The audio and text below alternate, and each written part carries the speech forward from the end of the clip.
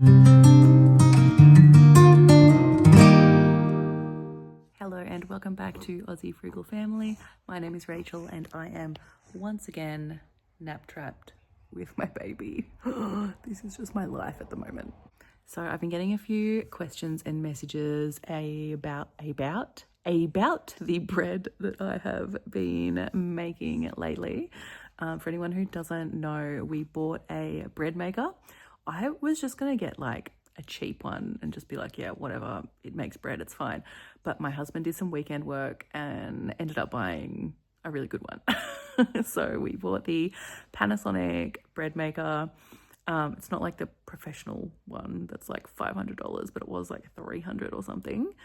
But yeah, it's amazing. The best $300 we have ever spent. It makes the best bread. And I bake bread like nearly every day at this point. I found a recipe that I really like just in the booklet that it came with. It's like a sourdough. So you do use sourdough starter, but it's not like a long fermented proper sourdough and it still has yeast in it. So it only takes 5 hours in the bread maker. It still has that lovely like sourdough taste though, which is really nice. And you also don't need to use like active bubbly starter. It doesn't really matter what condition your starter is in. So yeah, that is a perk as well, because with little children around, I can't like constantly tend to a bloody sourdough starter. So yeah, and it doesn't have like, you know, it may not have the qualities of a long fermented like 2-day sourdough loaf, but it still doesn't have any added like sugar or preservatives or anything like that from bread that you would buy at the supermarket. So yes, that's why I like it. It's really good. It's really tasty. It's really crunchy. It does always end up a little bit different each time because my sourdough starter is not always the same. It's not always bubbly and happy. Sometimes it's a bit neglected, but the bread still turns out really well because it still has that little bit of yeast in it.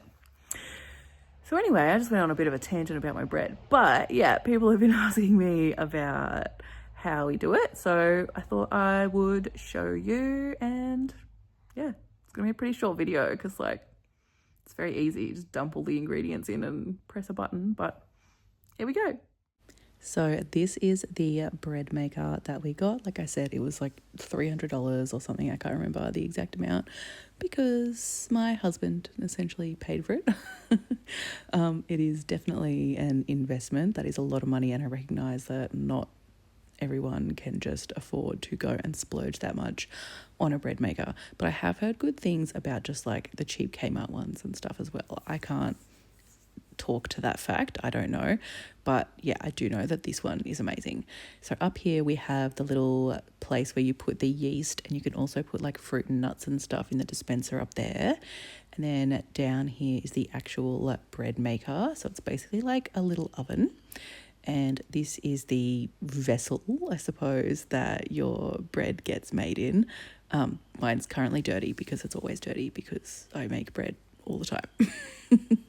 The bread maker comes with this little recipe book, and I tried out the white bread loaf and it was fine, but I didn't love it. It was sort of like a very American style of bread, so a bit sweet.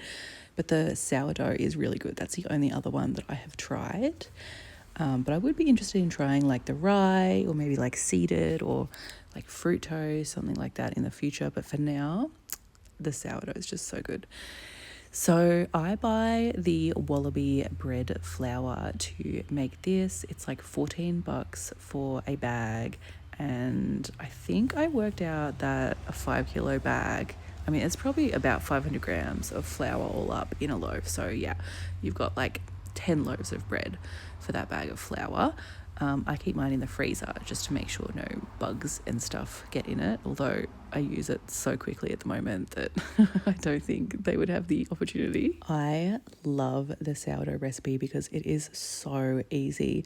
Pretty much all it is 1 cup of sourdough starter, 400 grams of bread flour, a teaspoon of salt, and I think it was 150 milliliters of water. You don't even have to mix it. You just throw everything into the pan thingy, the cooker, the vessel, whatever, that thing, and then you chuck it into the bread maker. Then you pop in, I think it's 3/4 of a teaspoon of yeast up into the top in the little yeast dispenser, and close that up, and that's it. The bread maker does literally everything for you. So like I said, it does take 5 hours. But you can also set it on a timer. So you can put it on a timer so that it starts at night and you can wake up to beautiful, fresh, crusty bread. I don't know if the sort of lower end bread makers have that. I don't know, let me know if they do. But yeah, that's a feature that I find very appealing. You can see as well here over on the sort of the right hand side, that thing I just touched, that little container came with the bread maker. It says you can make sourdough in it. I don't know.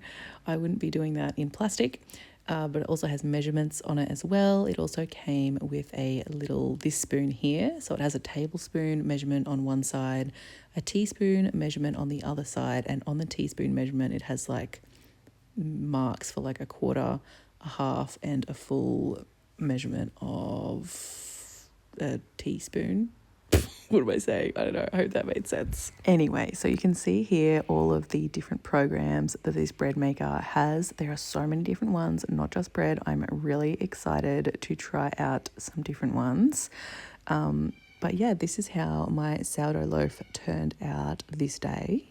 So like I said, it is always a little bit different depending on my starter, but it's always delicious. Beautiful toasted. My husband says it's the best bread he's ever had. So that's a bit of a brag. And yes, I'm just eating it with slabs of cheese. So that is it. That's pretty much all I know about my bread maker at this point in time. Like I said, I do want to try out some different recipes though. You can do a whole lot in that bread maker. Let me know if you have this bread maker or a bread maker, specifically probably this one, and what you do in it and what is good in it. I have seen people do like a fruit loaf in this one, the Panasonic one, that looks really good. So I do want to try that out now that I feel like I have nailed the sourdough. Not that there's anything to nail. Like I said, you just throw the ingredients in and the bread maker does everything. But yeah, let me know what is good and I will do it. Also, let me know if you have a cheaper one, like, do you think they work just as well? Because I don't want to necessarily recommend this one, even though it works really well and I love it. I don't want to say like, yeah, you have to go out and buy a $300 bread maker, because that does seem a bit excessive. I'm hoping we will just have it forever and it's a good lifelong investment. We did look at lots of reviews and things like that, and these seem to be like the best ones for their price point. But yeah, I don't know. If you have a cheap Kmart one or just a cheap one from anywhere else, let me know what you think of it, because I am interested to hear that. And I think other people who are watching this will also be interested to see what everyone's opinions are on the bread makers. But yeah, I love this one. It's really good. So if you're thinking about getting a bread maker, get it. I wish I got it 10 years ago. They're so good. So happy. And I never have to buy bread again. Yay. One other thing I also did want to ask is if anyone does like bulk orders of bread flour in Australia, like where do you get them from? Some people have said Costco, but I don't have a Costco membership.